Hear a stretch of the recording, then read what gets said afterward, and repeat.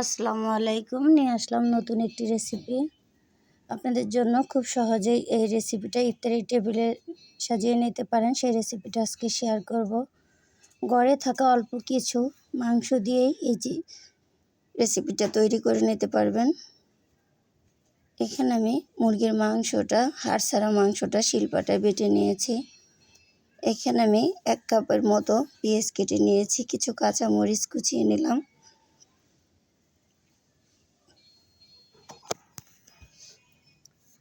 কিছু কাঁচামরিচ কুচিয়ে নিয়েছি, হাফ চা চামচ সাদা গোলমরিচের গুঁড়ো নিলাম, 1 চিমটির লবণ নিয়েছি, 1 চা চামচ আদা ও রসুন বাটা নিলাম, হাফ চা চামচ জিরা বাটা নিলাম, 1 টেবিল চামচ চাট মশলা নিয়েছি, 1 চা চামচ সয়া সস নিয়েছি।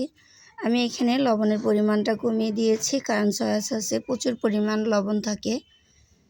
অল্প করে ধনিয়া পাতা কুচিয়ে নিয়েছি। এখানে 2 পিস পাউরুটি নিয়েছি, পাউরুটিগুলো আমি এখন ছিঁড়ে নিচ্ছি। আপনারা চাইলে সব উপকরণগুলো একসাথে করে ব্লেন্ড করে নিতে পারেন। আমি খুব সহজভাবে দেখালাম, যাদের হাতের কাছে ব্লেন্ডার নাই তারা কিভাবে খুব সহজেই তৈরি করে নিতে পারেন, তাই এইভাবে শেয়ার করছি।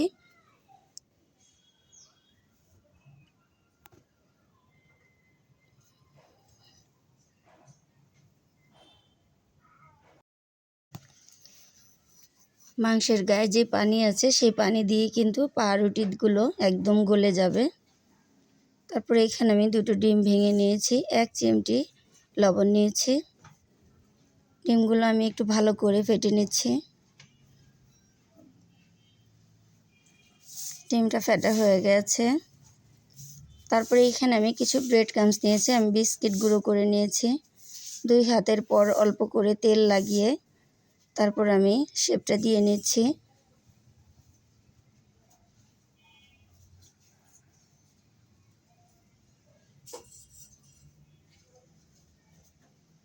আমি আপনাদের সুবিধার ক্ষেত্রে আরও একটি দেখিয়ে দিলাম, আপনারা আপনাদের পছন্দ অনুযায়ী শেপ দিয়ে নেবেন। সবগুলো আমি এভাবে বানিয়ে নিলাম।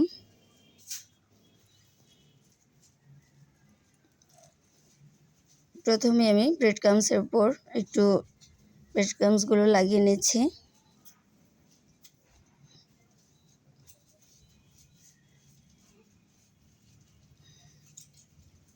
তারপর আমি ডিমের গায়ে ডিমটা জড়িয়ে নিচ্ছি।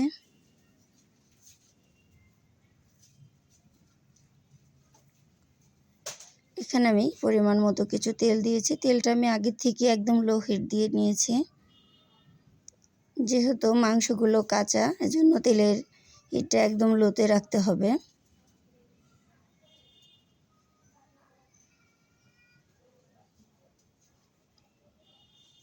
আমি অর্ধেক পরিমাণ ছেড়ে দিয়েছি, বাকিটা আমি পরে ভেজে নেব।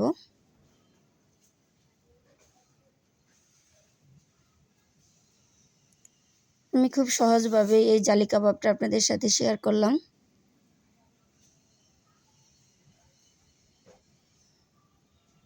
আমার এরকম সুন্দর সুন্দর রেসিপি পেতে প্লিজ আমার ভিডিওতে একটি লাইক দিয়ে আমার চ্যানেলটাকে সাবস্ক্রাইব করে রাখবেন। যখনই আমি পরবর্তী কোনো ভিডিও আপলোড দিব সবার আগে পেয়ে যাবেন।